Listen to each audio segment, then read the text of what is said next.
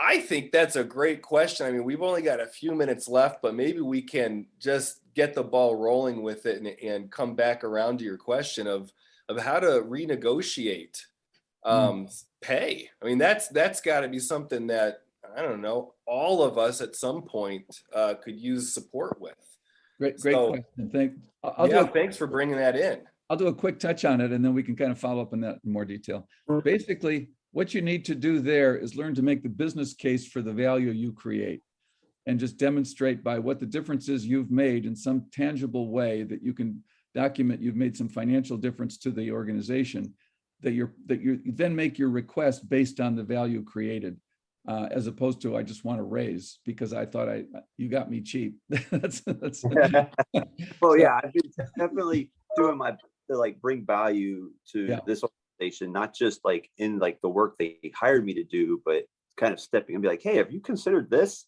And Yeah. like, saying hey, this might be a way for you all to do better in the future if you want. And just throwing things at them, So being just dig active. in on that and then notice the results you do create in the job you're doing. And, That's the key. it may be, I'm sure they have periodic conversations or reviews, and that could be a 3-month Yeah. or 6-month conversation. So just be thinking about that as you're contributing in ways that you're making a difference. And And Yeah, that's this is a real skill to develop. And not some people are better at knowing their gifts than others, but my experience is that most of us kind of suck at it.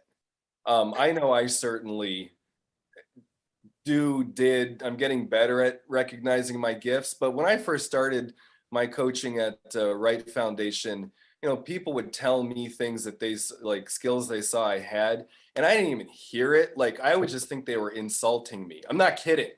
Like when people would give me compliments and like I thought they were messing with me. So there's a lot of us that have a big journey with this about really recognizing what our gifts are. So Robert, it may not be something that you're going to, next week have it all nailed down. This might be something that you're working on, but if you don't start and you don't know that this is a skill to develop, then it's, you're less likely to develop the skill. But it really is a thing.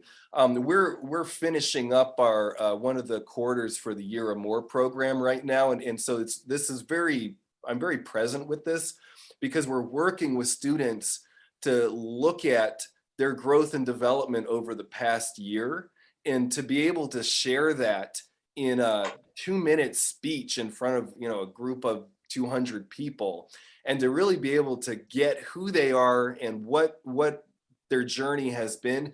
That's a really hard thing to do. And so for you to understand the value that you bring, you might want to set up a tracking system for yourself to 3 times a day, just be like, okay, what is the value that I have brought? I'm tracking my depth of conversation. I'm rating myself on a scale of 1 to 10 on how much contact did I really make with the person I'm talking to? Because sometimes I'll be on a call and I get off of it and it's like, oh, you know what? I didn't really hear them. I didn't really get there. So I'm rating myself because I want to deepen my level of connection with people. So you just tracking, the what your value adds to the company are, that may be a thing to play with.